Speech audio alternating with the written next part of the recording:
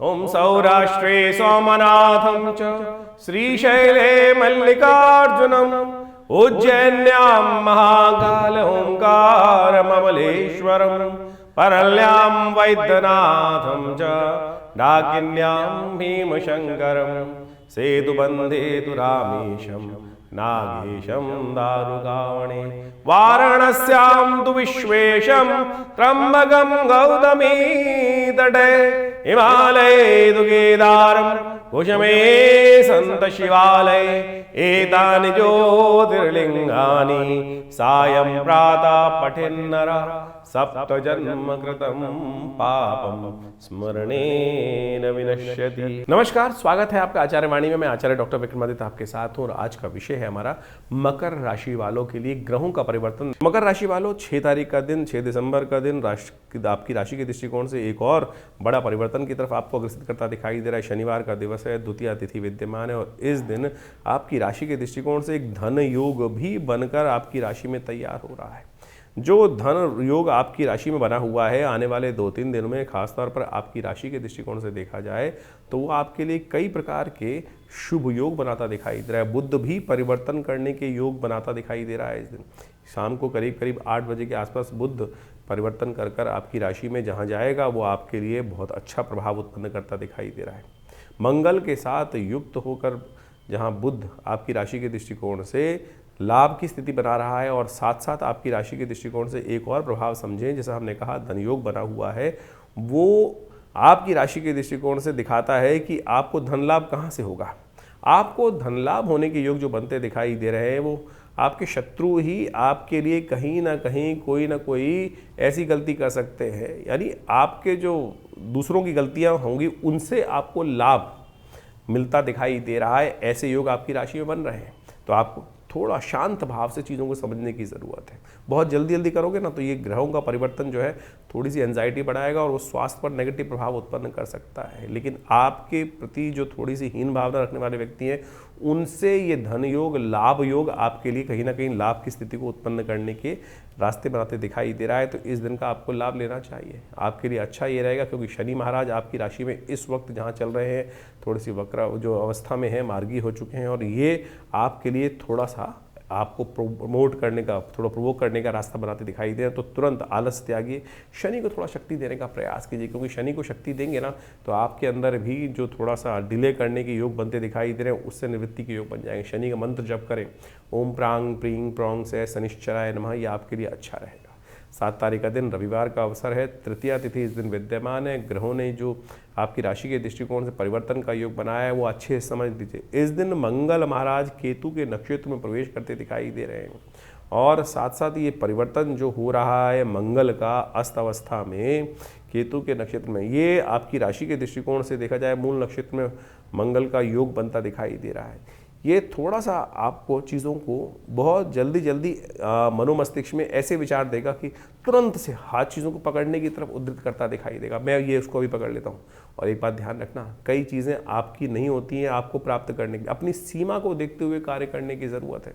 सीमा से बाहर जाकर चीज़ों को पकड़ने का यदि प्रयास करोगे तो कहीं ना कहीं आपके लिए वो चीज़ें भारी पड़ सकती हैं। लाभ की स्थिति बनती दिखाई दे रही है, लेकिन हमको अपने पेरिफेरल को सेट करना पड़ेगा। जो चीज़ें हमारे हाथ में, हमारे हक में हैं, ज़बरदस्ती ऐसे व्यक्ति को जाके न छुएं, ऐसी स्थितियों को न छुएं जो आपकी परिधि से बाहर जाती हैं। तो इस बात को समझते हुए कार्य करना आपके लिए सबसे श्रेष्ठ रहेगा। अच्छी चीज़ों को समझते हुए कार्य करने का आपको प्रयास करना चाहिए। रविवार का अवसर है, भगवान सूर्य आपकी राशि के दृष्टिकोण से इस वक्त जहाँ चल रहे हैं वो लाभ वाले भाव में आपके लिए कहीं ना कहीं चीज़ों को फेवर करते दिखाई दे रहे हैं, लेकिन फिर भी कहीं ना कहीं उनके प्रभाव से आपकी राशि के दृष्टिकोण से बाकी सब ग्रहों को देखते हुए, चाहे शनि की दृष्टि हो, चाहे कहीं ना कहीं बुद्धि भाव थोड़ी सी कहीं ना कहीं नेगेटिव हो सकती है और उसके लिए परिवार के लिए ग्रह थोड़े भारी दिखाई देते हैं। तो उनका उपाय करने का प्रयास करें। हो सके तो भगवान सूर्य को अर्घ अवश्य दीजिए। सूर्य संबंधी चीज़ें जो हैं वो दान करने का प्रयास करें, वो आपके लिए अच्छा रहेगा।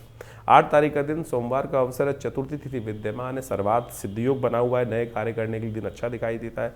बहुत सारी चीज़ें आपको अच्छे समझ में आने के योग बनते दिखाई दे रहे हैं। चीज़ों को होने से पहले उनका पूर्वाभास आपके मनोमस्तिष्क में ग्रह दिखा रहे हैं। बहुत सारी चीज़ें सोची हुई जो है वो आपके समक्ष ऐसा लगेगा आपको कि अरे ये तो मैंने सोचा हुआ था पहले, ये मेरे साथ कैसे हो रहा है। ऐसे भाव आपके मनोमस्तिष्क में उत्पन्न होते दिखाई दे रहे हैं। तो यानी जो भी भाव मन में आए उस पर तुरंत कार्य करने का प्रयास करें। भगवान शिव का आशीर्वाद अवश्य लीजिएगा। सोमवार का अवसर है, सफ़ेद चीज़ों का दान करना आपके लिए अच्छा रहेगा। भगवान शिव पर थोड़ा दूध का अभिषेक करना आपके लिए मनोरथों को सिद्ध करने का योग बनाता दिखाई दे रहा है।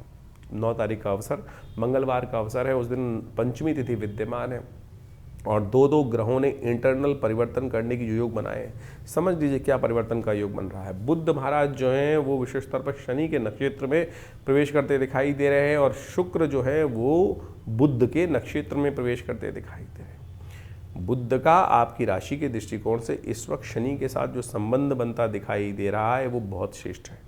वो कहीं ना कहीं आपके लिए विशेष तौर पर सहयोग प्रदान करने का अवसर प्राप्त करा सकता है। और शुक्र का भी ये परिवर्तन जो आपकी राशि में होने की स्थिति बना रहा है वो भी आपकी राशि के दृष्टिकोण से यदि देखा जाए तो अनुकूल रहेगा। बड़े लोगों की, जितने आपके घर के बड़े लोग हैं, आपके घर के अंदर जो बड़े विद्यमान हैं, उनका आशीर्वाद बनाने के लिए थोड़ी विनम्रता चाहिए। आपके ऑफिस में भी, चाहे आपके घर में भी, जीवन में जिन जिन के साथ बड़े लोगों का संबंध है उनके साथ थोड़ी सी आप सरलता के साथ वार्तालाप करने का प्रयास, उनका आशीर्वाद लेकर कार्य करने का प्रयास करोगे तो बहुत तेज गति से आपके लिए श्रेष्ठ योग बनता दिखाई देगा। तो ऐसे में इन सब स्थितियों का लाभ आपको लेने का प्रयास करना चाहिए। मंगलवार का अवसर है, हो सके तो हनुमान जी का सुंदर स्तवन करें। हमने भी विवेकानंद योगाश्रम में इस शुभ तिथि पर जो ग्रहों का परिवर्तन है उसका नेगेटिव प्रभाव दूर करने के लिए सुंदरकांड का पाठ रखा हुआ है, सवामणि का भोग रखा हुआ है। आप भी उस कार्यक्रम में सम्मिलित हो सकते हैं अपने भगवान को प्रसन्न करने के लिए, माँ भगवान हनुमान जी का आशीर्वाद लेने के लिए। इस पौष महीने में ना कहा जाता है यज्ञ जप इत्यादि वही सबसे श्रेष्ठ होते हैं। बाकी समस्त कार्यों के लिए ये पौष का महीना अच्छा नहीं माना जाता है। इसलिए इस पौष के महीने में जितना पुण्य करोगे वही कल्याणकारी योग बनाएगा आपके लिए। 10 तारीख का अवसर बुधवार का दिन है, उस दिन षष्ठी तिथि विद्यमान है। ग्रहों का परिवर्तन का योग आपकी राशि में बनता दिखाई दे रहा है। थोड़ा इमोशनल पॉइंट ऑफ व्यू से आपके लिए दुविधाजनक स्थिति ग्रहों की बनती दिखाई दे रही। ऐसे में एक ग्रह और जो नेपच्यून है वो मार्गी होने की स्थिति में उत्पन्न करता जाता दिखाई दे रहा है और ये मार्गी होकर आपकी राशि के दृष्टिकोण से जो योग बनाएगा वो कहीं ना कहीं आपके लिए बहुत मामलों में अनुकूलता प्रदान करने के योग बन सकते हैं। लेकिन प्राकृतिक दृष्टिकोण से इस ग्रह का जो परिवर्तन का योग बन रहा है वो कहीं ना कहीं थोड़ा सा प्राकृतिक आपदाओं की तरफ अग्रसित करता दिखाई दे रहा है कहीं ना कहीं, क्योंकि मंगल इस जिस अवस्था में है और साथ साथ नेपच्यून का भी मार्गी होना है। ये प्राकृतिक आपदाओं का, विस्फोट का, ज्वालामुखी विस्फोट इत्यादि का, आतंकवादी घटनाओं का थोड़ा सा कहीं ना कहीं पूरे विश्व में साया मंडराता दिखाई दे रहा है। तो ज्योतिष की ग्रह गणनाओं के अनुसार से अभी आपने देखा कि दिसंबर में ग्रहों का ये परिवर्तन का जो योग बन रहा है, चाहे वो बृहस्पति का सबसे बड़ा परिवर्तन होने जा रहा है। बृहस्पति पुनः आप राशि में प्रवेश कर रहे हैं, मिथुन राशि में, और उसका प्रभाव जिस प्रकार से होगा बहुत तेज गति से होगा। अतिचारी बृहस्पति जिस प्रकार से बहुत जल्दी राशि परिवर्तन करने का योग बना रहे हैं, इसका प्रभाव व्यक्ति के जीवन में विशेष तौर पर समझना चाहिए। जिन राशि वालों के दृष्टिकोण से जिस प्रकार का योग बन रहा है उसके अनुसार से आपको अपने जीवन में जो उपाय हमने बताए हैं उनको करने का सही रूप से प्रयास करना चाहिए। सत्य माने ये ग्रहों की गणना जो है वो वास्तविक तौर पे आपके जीवन में ऐसा प्रभाव डालती है जो आपकी राशि के अनुसार से आपको समझ में आया है। और इस राशि के अनुसार से यदि नेगेटिव प्रभाव है तो उसको ठीक करने के लिए जो उपाय सरल रूप से हमने आपके समक्ष उपस्थित किए हैं, समय समय पर उसको अवश्य करते रहना चाहिए। जैसे इन दिनों हमने आपको बहुत सारे जो तिथि के अनुसार से योग बताए हैं उन सबको अच्छे से समझ लें। सत्य माने ये पिशाच मोशनी जो तिथि आई थी उसके अंदर मैंने ऐसा प्रत्यक्ष रूप से देखा जो आपको अनुभव बताया है। हमने एक नहीं अनेक योग इस प्रकार के देखे हैं जो जिस प्रकार से तिथि के अनुसार से, शास्त्र के अनुसार से जो उपाय व्यक्ति कर लेते हैं तो उसके द्वारा जीवन में कष्टों का निवृत्ति का योग बन जाता है। नहीं तो भयावह जीवन है, चलता रहता है। देखिए बड़े भाग्य से मानुष तन पाया है। 84 लाख योनि के बाद इन सब से भटकते हुए हमने बड़ा श्रेष्ठ समय प्राप्त हुआ, हमको ये सुंदर कार्य करने का, सुंदर भोगों को प्राप्त करने का योग बना। लेकिन फिर भी यदि हमारे जीवन में कुछ ना कुछ हम उसको वैज्ञानिक तौर पर चीज़ों को समझकर परिवर्तन ना लाएं तो फिर ये समय जो है व्यर्थ रूप से गवा देंगे। इसलिए परिष्कृत पद्धति से भारतीय संस्कृति के ऋषि मुनियों ने हर चीज़ का निदान, सकल पदार्थ है जग माही, कर्महीन पुरुष पावत नाही। तो इस बात को समझते हुए तो बड़े मुश्किल से जो बड़े भाग्य मानुष तन पाया है, इस समय को यूटिलाइज करने का हमें प्रयास करना चाहिए। चीज़ों को परिवर्तन करने का प्रयास। ऐसा कोई चीज़ नहीं है जो व्यक्ति अपने कर्म के द्वारा परिवर्तन नहीं कर सकता। हमारे पुराण, हमारे शास्त्र, हमारी कथाएं इस बात को विशेष तौर पर समझाने का प्रयास करती हैं कि कैसे कैसे लोगों ने अपने जीवन के उन कष्टों को निवृत्त करने के योग बनाए, कष्टों को दूर करने के योग बनाए, कर्म से बनाए हैं और भगवत भजन से बनाए हैं। तो यही वो जो टेस्टिमनीज हैं, जो विशेष तौर पे कथाएं हैं, वो सत्य कथाएं हैं वो, और किन किन के जीवन में कैसे कष्ट आए उनसे निवृत्ति के योग बने। तो आप समझें, इन समय के अनुसार से, इन ग्रहों के परिवर्तन के अनुसार से आपके जीवन में जो ये कष्ट चल रहे हैं, और सही रूप से उपाय सही रूप से कर लेने चाहिए। हमने इस कार्यक्रम के माध्यम से आपके समक्ष ज्योतिष की जो विभिन्न शाखाएं हैं, चाहे वो मंत्र विज्ञान के निदान के माध्यम है, चाहे वो दान के माध्यम से निदान का मार्ग है, या फिर वो विभिन्न प्रकार के जो भी और उपाय हो सकते हैं, चाहे वो शास्त्र में लाल किताब हो गए और विभिन्न विभिन्न पुस्तकों के माध्यम से, पाराशरी ज्योतिष के माध्यम से, वैदिक ज्योतिष के माध्यम से जो जो उपाय हो सकते हैं वो सरल रूप से हमने आपके समक्ष रखने का प्रयास किया है। आशा करते हैं इन सब चीज़ों को आप समझकर अपने जीवन में परिवर्तन, अपने बच्चों के जीवन में परिवर्तन, अपने समस्त प्रेमी जनों के जीवन में परिवर्तन लाने के लिए हमें सुंदर प्रयास करना चाहिए। एक बहुत सारे विचित्र भाव लोग कई बार पूछ लेते हैं, कई बार व्हाट्सएप भी करके भेजते हैं कि हमारी नाम राशि के अनुसार से भी क्या भविष्य मिलेगा। अरे बिल्कुल मिलेगा। ज्योतिष के अंदर अनेक अनेक शाखाएं हैं। पुराने ज़माने में बहुत सारे लोग तथागत आज भी इस बात को सही से समझने का प्रयास कीजिए। लोग, आप समझें कि नाम मिलाकर राशि के द्वारा जो मिलान किया जाता था विवाह से पहले, और उसके बाद एक निदान बताया जाता था। आप समझें कि किसी व्यक्ति का यदि नहीं मिल रहा है तो उपाय क्या किया जाए। जन्मपत्री के दृष्टिकोण से समझे कि वो निदान नहीं हो रहा है, तो पुराने ज़माने में कुछ लोग एक विशेष उपाय कराते थे कि शादी से पहले किसी का कोई और नाम होता था और शादी के बाद नाम बदल दिया जाता था, और उससे क्या होता था, राशि बदल जाती थी, जो नाम की राशि है वो बदल जाती थी, और उसके बाद उनके गुण मिलान कर दिया। तो ये उपाय है शास्त्रोक्त विधि के अनुसार से, न्यूमरोलॉजी के अनुसार से जो नाम में परिवर्तन कर रहे हैं वो क्या है, वो वही उसी का एक मार्ग ही तो है। ये भी एक निदान के सहस्त्रों निदानों में से एक मार्ग है। तो इसलिए हर चीज़ का जवाब है। तो कोशिश ये करें इन सरल ज्योतिष के माध्यमों से अपने जीवन को समझें, समय को समझें, व्यर्थ ना गंवाएं। कुछ लोग हैं जो तथाकथित तौर पे आपके मनोमस्तिष्क को भ्रमित करने का प्रयास कर सकते हैं। अरे कुछ नहीं होता, ज्योतिष के माध्यम से कुछ नहीं होता।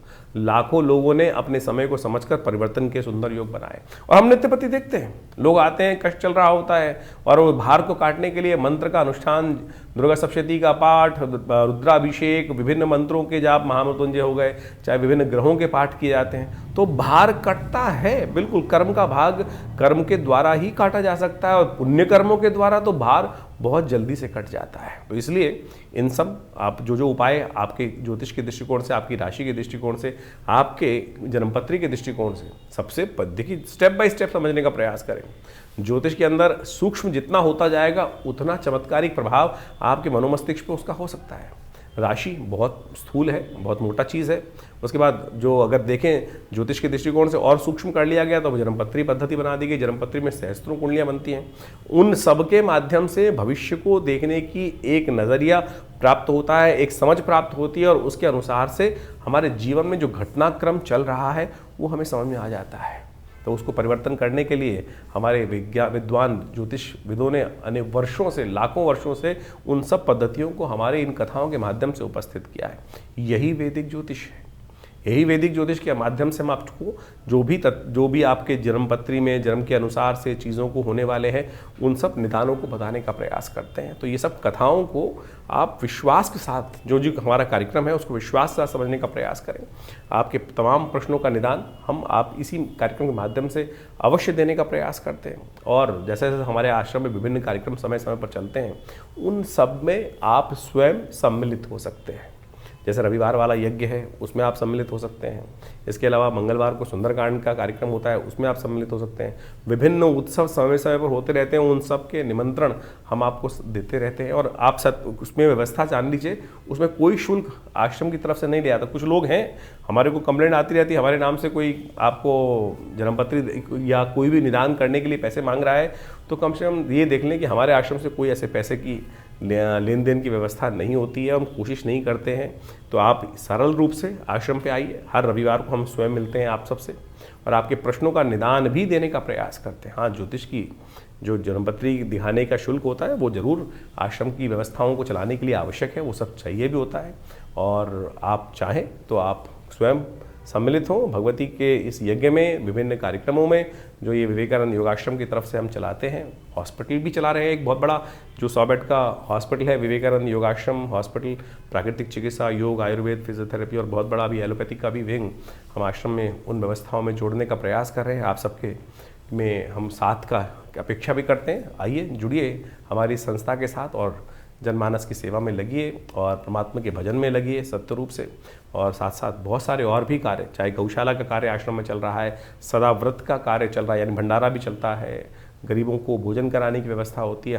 हर महीने कम से कम आप मान के चले कि लाखों लोगों को, चाहे वो विभिन्न मार्ग से जो आयुर्वेदिक औषधियाँ हैं उनका वितरण कराने का हम प्रयास करते हैं। करीब करीब हमने जो अपनी व्यवस्था आश्रम की तरफ से देखी है तो करीब करीब हर महीने करीब हम 20 से 30 लाख रुपए की जो मेडिसिन्स हैं, दवाइयाँ हैं, जो विभिन्न हमारे को आश्रम में विभिन्न सहयोगों से प्राप्त होती हैं, वो सब पूरे क्षेत्र में हम वितरण करने का भी प्रयास करते हैं। सर्दियों में कपड़े, वस्त्र इत्यादि, गर्म वस्त्र इत्यादि वितरण करने का प्रयास करते हैं। गरीबों में खाने भोजन की व्यवस्था करने का प्रयास करते हैं। तो ये सब समाज के कार्य आश्रम की तरफ से चल रहे हैं। आप भी स्वयं इन सब कार्यों में जुड़ें। आप सबको ये जीवन में शुभ होगा, कल्याण होगा और आनंद के योग बनेंगे। धन्यवाद।